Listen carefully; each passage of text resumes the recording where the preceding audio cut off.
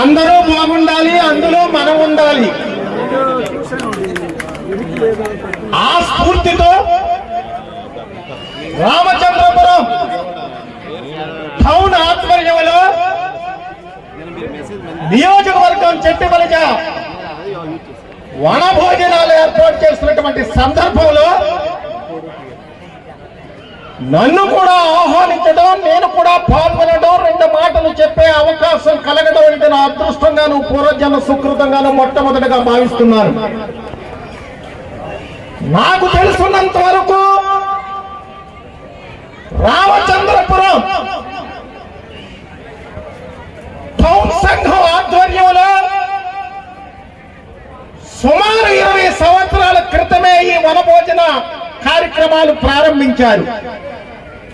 కానీ మధ్యలో కొన్ని ఇబ్బందులు రావడం వల్ల కొన్ని సంవత్సరాలు జరిపి ఉండలేదు. మరలా లాస్ట్ ఇయర్ చేశారు, ఇప్పుడు చేస్తున్నారు. వారందరికీ ఈ సభాముఖంగా మొట్టమొదటిగా నేను మనవి చేసేది ఏమిటంటే, ఎన్ని ఇబ్బందులు వచ్చినా, ఎన్ని ఈతి బాధలు వచ్చినా ఒక కార్యక్రమం ప్రారంభించడం సులువు, దాన్ని కొనసాగించడం కష్టం. ఆ కష్టాలు ఎదుర్కొనైనా టౌన్ ఆధ్వర్యంలో ఈ వన సమారాధన కార్యక్రమం కొనసాగించాలని వారికి మనస్ఫూర్తిగా మీ అందరి తరపున కోరుకుంటున్నాను. మొట్టమొదటిగా నేను ముందుగానే మనవి చేశా, అందరూ బాగుండాలి, అందరూ మనం ఉండాలి. సరే, పెద్దలు చాలా మంది మాట్లాడారు. 2 కావస్తుంది. మరి డయాబెటిక్ పేషెంట్లు ఉంటే కొంచెం భోజనానికి ఇబ్బంది. పాలిక శ్రీని గారు చాలా చక్కగా చెప్పారు సంఘాల గురించి. ఆ తర్వాత కుడుపుడి సత్యబాబు గారు తనదైనటువంటి శైలిలో వారు వివరించారు. ఆ తర్వాత ఒక వినూతనంగా రాజకీయ నాయకులే కాదు, వ్యాపార రంగంలో కూడా మేము ముందున్నామని కాదా వెంకటరామన్ గారు ముందుకొచ్చి ఒక కొత్త వరవడులు ఆయన మాట్లాడారు. ఆ తర్వాత ఈ సంఘాల గురించి, రాజకీయాల గురించి ముడిపెడుతూ చక్కగా క్లుప్తంగా ఇక్కడ వైసీపీ ఇన్ఛార్జ్ అయినటువంటి పిల్లి సూర్యప్రకాశ్ రావు గారు కూడా మాట్లాడారు. ఆ తర్వాత సుదీర్ఘంగా సవివరంగా మరి వాసంచెట్టి సత్య గారు కూడా చాలా చక్కగా మాట్లాడారు. వీరందరూ మాట్లాడే అన్ని విషయాలు చెప్పిన తర్వాత మేము మాట్లాడటం కొంత ఇబ్బందిగా ఉన్నా సభా మర్యాద పురస్కరించుకుని 2-3 విషయాలు సూటిగా చెప్పి సెలవు తీసుకుంటాను. సహకరించవలసిందిగా మీ అందరినీ కూడా సవినయంగా కోరుకుంటున్నాను. మానవుడు సంఘజీవి అని చరిత్ర చెబుతుంది. ఇది నేను లేకపోతే మీరు చెప్పే మాట కాదు. ఒక వ్యక్తిగా సాధించలేనటువంటి అప్రస్కృతమైనటువంటి సమస్యలు సమాజంలో మిగిలిపోతే 10 మంది వ్యక్తులు కలిసి ఒక సంఘాన్ని ఏర్పాటు చేసుకుని ఆ కవచం ద్వారా చొచ్చుకుపోయి ముందుకు పోవచ్చని దూరాలోచనతో ఈ సంఘాలు ఏర్పాటు చేయబడ్డాయని యువత తెలుసుకోవాలి ముందుగా. సరే, సంఘం గురించి చెబితే మహానుభావుడు కీర్తి చేసులు దొమ్మేటి వెంకటరెడ్డి గారి గురించి చెప్పే సంఘాల గురించి మాట్లాడాలి. దొమ్మేటి వెంకటరెడ్డి గారి గురించి ఇంకా యువత తెలుసుకోవాలి. 1853లో మార్చి 23వ తారీఖున బాడస్కూర్లో జన్మించారు దొమ్మేటి వెంకటరెడ్డి గారు. జన్మత జమీందారు కుటుంబంలో జన్మించారు. ఆయనకేమీ ఆర్థిక ఇబ్బందులు లేవు. ఆ తర్వాత 1900 సంవత్సరంలో రంగూరు వెళ్ళి అనేక వ్యాపారాలు చేసి, వెంకటరమణ గారు చెబుతున్నట్లుగా వ్యాపారాలు చేసి ఎంతో ధనం సంపాదించారు. జన్మత జమీందారు, వ్యాపారాల్లో ఎంతో డబ్బు సంపాదించారు. అయినా ఆయన జీవితంలో ఒక వెలితి ఉండేది. ఇంతగా నేను ఎదిగినా నా జాతీయులు ఎదగట్లేదు, చాలా అవమానానికి గురవుతున్నారు. దీనికి నేను ఏదో ఒకటి చేయాలని ఆలోచించి తప్పించి వెంటనే మరలా బోర్డర్ స్కూల్ తిరిగి వచ్చి 1920లో అమలాపురం పట్టణంలో 50,000 మందితో పెద్ద బహిరంగ సభ పెట్టి చెట్టి బలిజ నామకరణం చేశారని ఈ సందర్భంగా యువతకు ప్రత్యేకించి నేను మనవి చేస్తున్నాను. 1920 అంటే 105 సంవత్సరాల నుంచి మనం చెట్టి బలిజగా గౌరవంగా పిలువబడుతూ తెల్ల చొక్కా వేసుకుని తిరగగలుగుతున్నాము అంటే ఆ మహానుభావుడు కీర్తి చేసిన దొమ్మేటి వెంకటరెడ్డి గారికి శిరస్సు వంచి అందరూ కూడా పాదాభివందనాలు చేయాలని మీకు మనవి చేసుకుంటున్నారు. సరే, దొమ్మేటి వెంకటరెడ్డి గారు సంఘం పెట్టారు. ఆ తర్వాత ఏం జరిగిందో ఒక్కసారి ఆలోచిద్దాం. విద్యారంగంలో ముందుకు పోవాలి, ఉద్యోగ రంగంలో ముందుకు పోవాలి, వ్యాపార రంగంలో ముందుకు పోవాలి. ఈ రంగాలన్నీ ముందుకు పోతేనే అభివృద్ధి సాధిస్తామని అనుకున్నారు ఆనాటి పెద్దలు. అందుకే విద్యా ఉద్యోగ వ్యాపార రంగంలో కొంతవరకు ముందుకు పోగలిగాం. ప్రభుత్వాలు ఇచ్చినటువంటి అధికారాన్ని అందిపుచ్చుకున్నాం. 1900 నాకు తెలుసున్నంత వరకు 70లో 1793 జీవోను తీసుకువచ్చి ఈ వెనుకబడిన కులాలకి బీసీ రిజర్వేషన్ కల్పించారు. కాసు బ్రహ్మానందరెడ్డి గారు జీవో నెంబర్ 1793 1970 మరి సెప్టెంబర్ 3వ తారీఖున ప్రభుత్వం ఇచ్చినటువంటి జీవోను పురస్కరించుకుని విద్యా ఉద్యోగ రంగాల్లో ముందుకు పోతాం. కొంతవరకు పోయాం, ఇంకా వెనుకబడే ఉన్నాం. సంఘాలు పెట్టి కొంత సాధించాం, ప్రభుత్వ పరంగా జీవోల ద్వారా కొంత సాధించాం, అయినా వెనుకబడిపోయాం. దీనికి కారణం ఏమిటని విశ్లేషిస్తే విద్యా ఉద్యోగ వ్యాపార రంగంలో ముందుకు పోయిన రాజ్యాధికార దిశగా ముందుకు పోలేనంత వరకు కూడా వెనుకబడే ఉంటామనే నగ్న సత్యాన్ని తెలుసుకున్నాము. దానికోసం సాధించడానికి కృషి చేశాం. సంఘాలు, ఆ సంఘాల యొక్క మరి గోడు వినే 1983లో తెలుగుదేశం పార్టీ వచ్చి అధికారాన్ని చేపట్టిన తర్వాత విద్యా ఉద్యోగ రంగాలతో రిజర్వేషన్ సరిపెట్టకూడదు, బీసీలకి రాజ్యాధికారం ఇవ్వాలని స్థానిక సంస్థల్లో కీర్తి చేసిన నందమూరి తారక రామారావు గారు రాజకీయ రిజర్వేషన్ ఇచ్చారని కూడా ఈ సందర్భంగా మనం చేస్తున్నాను. కొంతవరకు ఉపయోగించుకుని ముందుకు పోయాం. ఇంకా చట్టసభలో రిజర్వేషన్లు లేవు, అది కేంద్రం ఇవ్వాలి, దానికోసం ఉద్యమం చేపట్టాలి. ఇచ్చిన దాంతో సరిపెట్టుకోకూడదు, చట్టసభలో రిజర్వేషన్ కూడా సాధించే వరకు కూడా బీసీలు ఉద్యమం చేయాలి. దానికి పెద్దన్న పాత్ర ముందుండి ఈ దొమ్మేటి వెంకటరెడ్డి గారు వారసులుగా చెట్టి బలిజలు ముందుండాలని ఈ సందర్భంగా మనం ఈ రకమైనటువంటి పరిస్థితి విద్యా ఉద్యోగ వ్యాపారంలో ముందుకు పోతూ రాజ్యాధికార దిశగా ముందుకు పోవాలని జాతీయులందరినీ కూడా ఈ సందర్భంగా మనవి చేస్తున్నాను.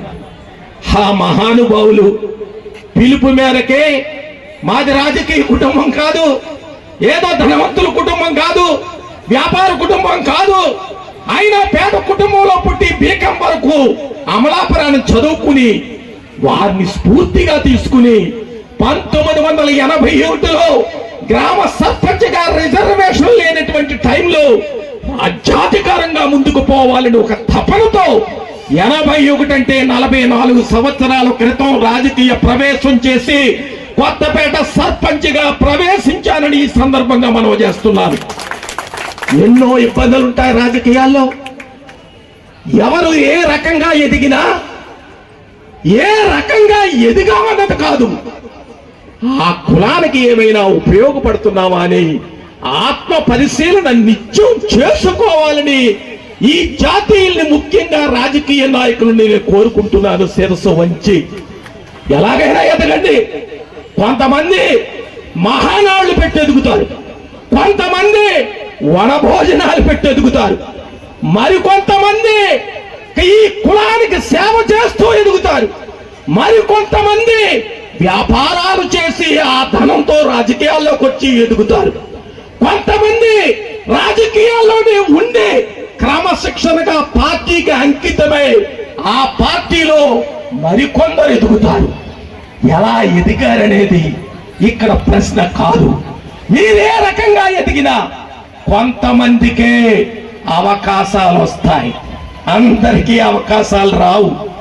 ఆ అవకాశాలు వచ్చినటువంటి వారు ఏ రకంగా ఎదిగినా అవకాశం నాకు వచ్చింది కాబట్టి, ఈ కులంలో పుట్టి ఈ కులంలో పెరిగిన వాళ్ళే నాకు ఈ అవకాశం వచ్చిందని అనుకుని ఆ కులానికి లోబడి మిగతా కులాలు కూడా సమన్వయపరుచుకుని పార్టీ మన్ననలు పొంది మరి ముందుకు పోవాలి. ఈ కులాన్ని విస్మరించకూడదని మాత్రం రాజకీయ నాయకులకి ఒక ఆవేదనతో నేను మనవి చేసుకుంటున్నాను. పదవులు ముఖ్యం కాదు, పదవులు ఉంటాయి పోతాయి, పదవులు శాశ్వతం కాదు. మన పదవీ కాలంలో మనం చేసినటువంటి చర్యలు మరి శాశ్వతంగా మిగిలిపోతాయి. ఆ ఆలోచనతోటే నాకు ఒక చిన్న అవకాశం వచ్చింది కౌన్సిల్ డిప్యూటీ చైర్మన్ గా. అప్పుడు మంత్రులందరినీ దగ్గరకు పిలిచి ఉపయోగించుకుని చంద్రబాబు నాయుడు గారి దగ్గరకు వెళ్ళి 3 కోట్ల రూపాయలు తెచ్చి ప్రభుత్వ స్థలాన్ని మరి సమీకరించుకుని కొత్తపేటలో ఒక బీసీ కళ్యాణ మండపం, చెట్టిబల్జ కళ్యాణ మండపాన్ని ఒక సుందరవనంగా నిర్మించాను. అది నాకు ఆత్మతృప్తిని ఈ సందర్భంగా మీకు మనవి చేస్తున్నాను.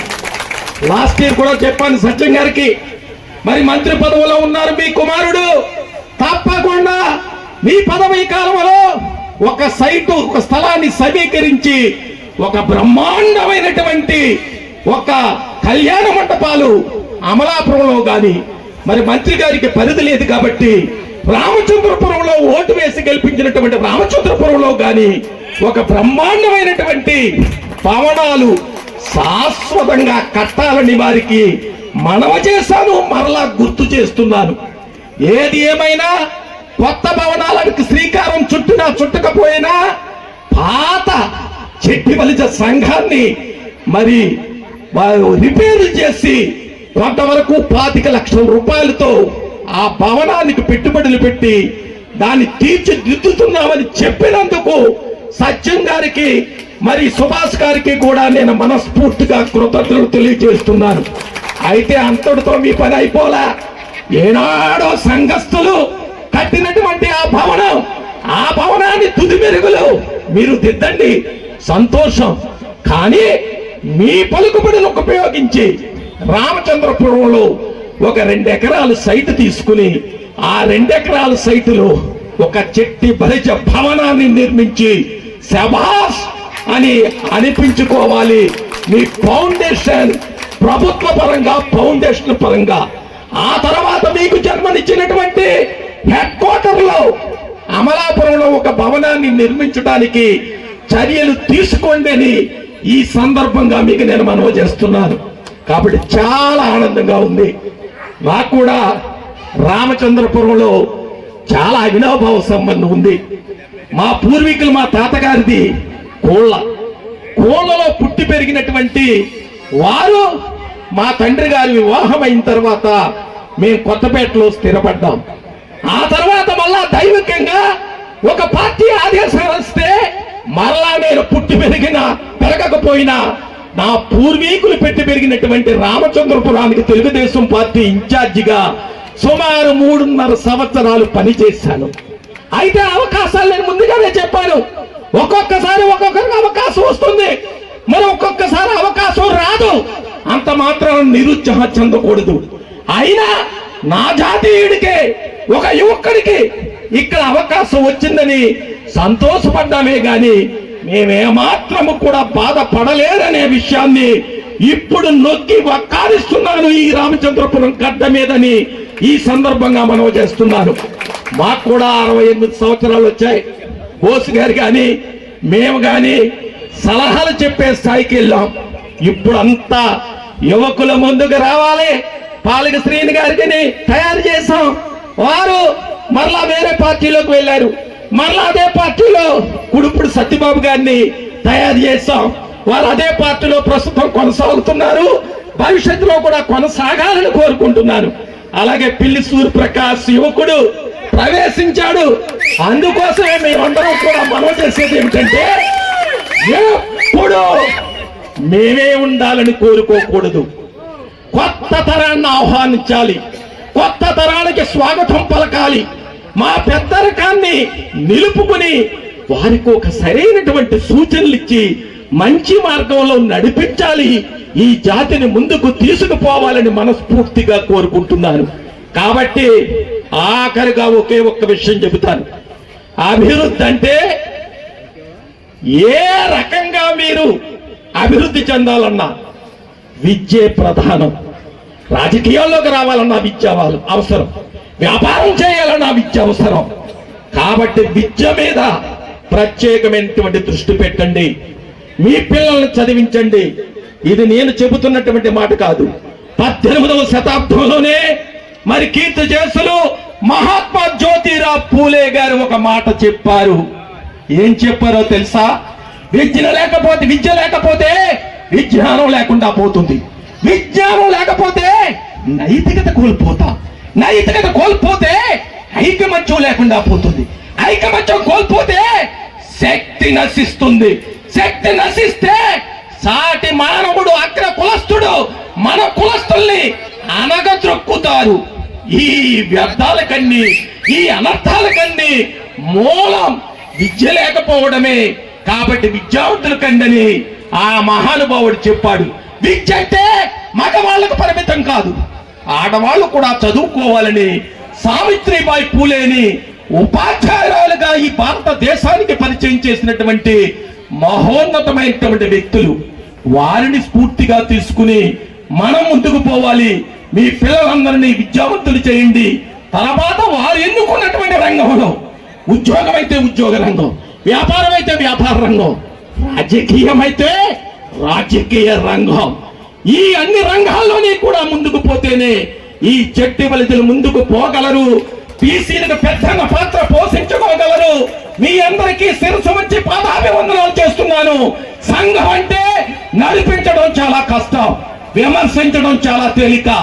ఆ సంఘాలు నడిపించినటువంటి వారిగా ఆ బాధలు మాకు తెలుసు. అందుకోసమే ఎన్ని బాధలున్నా ఆ బాధలన్నీ కూడా అధిగమించి ఈ రామచంద్రం పట్టణంలో ప్రతి సంవత్సరము కూడా వన భోజనాలు పెట్టి రాజకీయాలకు అతీతంగా మమ్మల్ని అందరినీ ఆహ్వానించి ఈ కార్యక్రమం కొనసాగించవలసిందిగా నేను కోరుకుంటూ ఉన్నాను. కాబట్టి దయచేసి రాజకీయ నాయకులకు ఆఖరుగా మనం చేసేది ఏంటంటే, ఒక్క వన భోజనాలకు వచ్చేటప్పుడు అధికారంలో ఉన్నటువంటి వారు ఆత్మ పరిశీలన చేసుకుని ముందు వేదిక ఎక్కాలి. సత్యబాబు గారు చెప్పారు, మేము అధికారంలో ఉన్నాం, ఏదో ఉడతాపత్తిగా ఆర్థికంగా ఆలోచించి కళ్ళు గీత కులాలకి 10% బ్రాందీ షాపుల్లో రిజర్వేషన్ తెచ్చాం, బార్లో రిజర్వేషన్ తెచ్చాం అని చెప్పారు. ఇంకొక మాట చెబుతారు, తల్లికి వందనం పెట్టాం, ఆ డబ్బులు పెట్టి చదివించుకోండి అని. అందుకోసం ఏ రకంగా అయినా అధికారంలో ఉన్నటువంటి వారికి బాధ్యత ఎక్కువ ఉంటుంది. కాబట్టి అధికారంలో ఉన్నటువంటి రాజకీయ నాయకులు కానీ ప్రతిపక్షంలో ఉన్నటువంటి రాజకీయ నాయకులు, మేము గతంలో అధికారంలో ఉన్నప్పుడు ఈ పనులు చేసాం, మీకు పోటీ పడి మేము ఇది చేసాం, మాకు పోటీ పడి మీరు ఇది చేశారని చెప్పుకోవాలంటే చేసింది ఉండాలి. ఆ చేసింది ఉంటేనే మనం చెప్పుకోగలం. కాబట్టి వన భోజనాలకు వచ్చినప్పుడు ఏదో మైకు దొరికిన ఉపన్యాసాలు ఇచ్చేసి భోజనాలు చేసి వెళ్ళిపోకుండా, ఈ కులంలో పుట్టి పెరిగినటువంటి నాకు ఈ అవకాశం వచ్చింది, ఈ రుణం ఈ రకంగా తీర్చుకున్నానని చెప్పడానికి ముందుకు రావాలి. ఇదే వేదిక కావాలని మనస్ఫూర్తిగా కోరుకుంటూ సెలవు తీసుకుంటున్నాను. జై చెట్టి బలిజ, జై చెట్టి బలిజ, జై చెట్టి బలిజ. దొమ్మేటి వెంకటరెడ్డి గారు, దొమ్మేటి వెంకటరెడ్డి గారు, దొమ్మేటి వెంకటరెడ్డి గారు. Thank you.